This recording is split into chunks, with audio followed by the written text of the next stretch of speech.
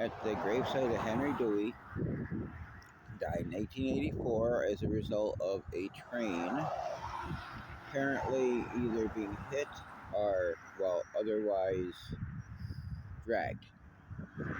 And just from the newspaper clippings, oh my God, I'm so sorry. I kind of hope you don't have anything to say, because you definitely deserve some. And my hands are shaking because it's literally very cold out today. Alright, that helps. And there's a lot of cars, so. Alright, if you're there, can you say anything? Crying.